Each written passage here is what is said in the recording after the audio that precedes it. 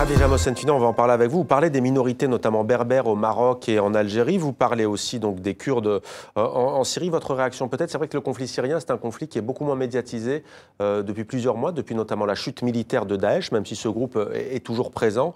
Votre réaction peut-être à ce que dit Georges d'Allemagne sur les Kurdes, sur le poids dissident de cette minorité dans la région? Oui, je pense que c'est effectivement un peuple oublié et on se rappelle à son bon souvenir chaque fois qu'on a besoin de lui.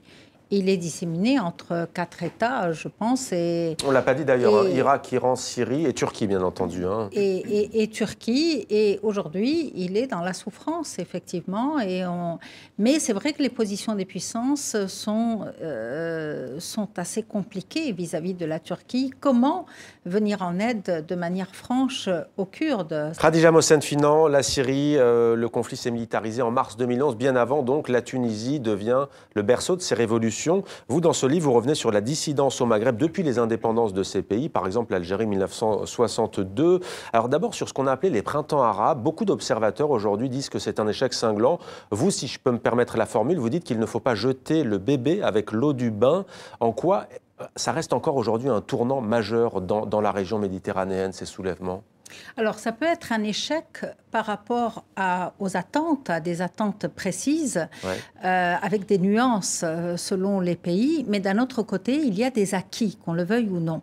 C'est-à-dire ce qu'on appelle, nous, les dissidents, ont pu dire, le cri de ces gens-là en 2011, on ne peut pas l'effacer d'un trait de plume. Ce n'est pas possible.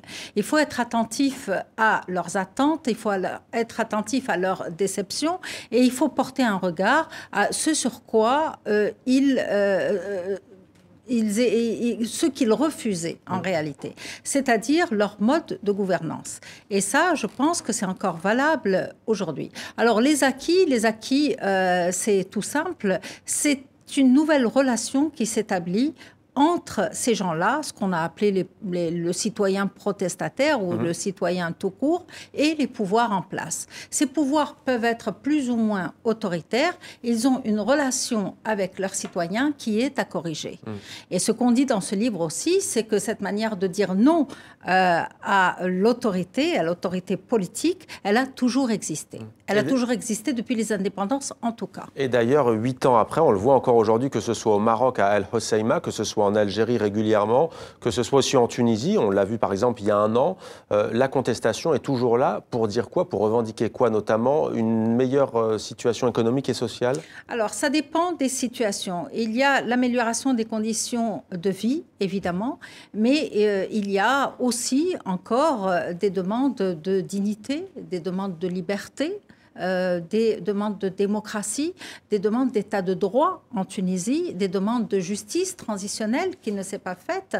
Donc, toutes ces demandes-là sont encore formulées, elles sont encore portées par des gens plus ou moins organisés. Alors, vous disiez jusqu'à un an, non. Dans le sud tunisien, par exemple, il y a encore des mouvements de dissidence qui mettent bien en évidence les questions de légitimité, de légalité pour l'occupation de certains sols.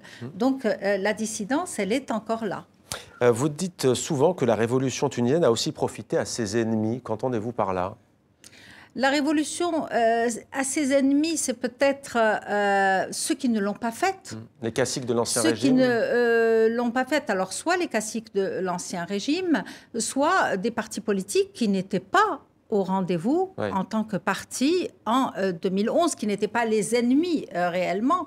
Mais les ennemis, on entend effectivement, par exemple en Tunisie, le parti de Ben Ali et plusieurs formations politiques se sont revendiquées, se sont dit d'Estoriens, et en réalité, ils sont porteurs de la même politique et on les voit aujourd'hui membres du gouvernement, on les voit. Donc il y a eu un changement qui n'a pas écarté le passé. Et finalement, la révolution tunisienne, ou la transition en tout cas, c'est un mixte entre le passé et ce qu'on a eu ou ce qu'on a vu naître depuis 2011. Et en Égypte, Que pensez-vous de la situation? Alors, je pense que c'est un retour au passé, un retour à l'autoritarisme, et c'est très dommage. C'est comme s'il n'y avait pas eu 2011, et je pense que c'est très difficile de construire quelque chose de positif avec la moitié de la population. C'est absolument impossible, et aujourd'hui, je crois que tout le monde souffre de ce manque de liberté, de cette autorité extrême en Égypte, du poids de l'armée dans la prise de décision politique et dans l'économie.